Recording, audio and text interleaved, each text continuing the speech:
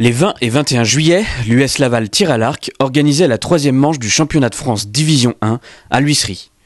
Sur place, nous y avons rencontré Patrick Génin, président du club lavallois. Cette organisation, c'est grosso modo 2 jours de travail à 4-5 bénévoles depuis le mois de janvier.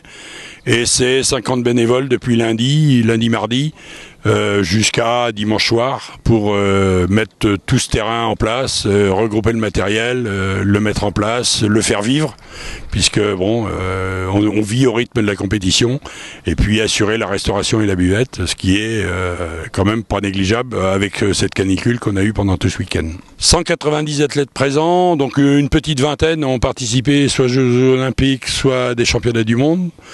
Ce qui est quand même pour nous une première en Mayenne. On peut citer Romain Girouille qui était présent à Pékin et à Londres. On avait Virginie Arnold qui était une des 3 médaillées des Jeux Olympiques de Pékin où la France entière attendait sa première médaille. Elle faisait partie de celles qui ont eu cette première médaille.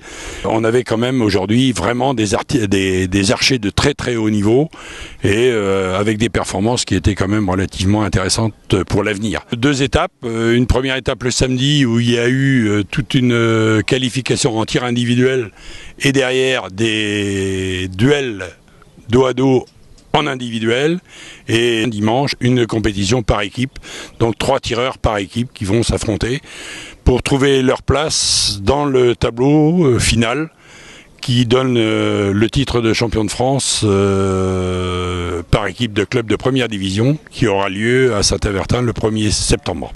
Et à l'issue de cette 3e et dernière manche, avant la phase finale qui aura lieu le 1er septembre, c'est l'équipe de Saint-Avertin chez les féminines qui termine en tête. Chez les hommes, c'est l'équipe de Nîmes qui s'est adjugée la première place. Nous finissons pour la 3e année consécutive premier de la saison régulière, donc on est déjà qualifié pour la Coupe d'Europe de l'année prochaine. Et puis surtout, c'est avec une équipe où on avait un international absent, on a réussi à faire une belle prestation en gagnant 4 matchs sur 5, ce qui n'était vraiment pas gagné au début de la compétition. On a eu un petit peu de mal au premier match, on le perd bêtement juste de 3 points, mais parce qu'on a une personne un peu inexpérimentée qui est rentrée sur ses premiers matchs de D1, donc il a ouvert un petit peu et puis les autres n'ont pas su compenser. Mais par contre, ce qui est très positif, c'est que justement à la suite de ça, tout le monde a su réagir, et notamment cette personne aussi qui a gagné un peu ses armes là aujourd'hui, et ça a permis d'avoir une régularité sur l'ensemble des matchs qui était suffisante pour battre nos adversaires. On a augmenté régulièrement nos performances.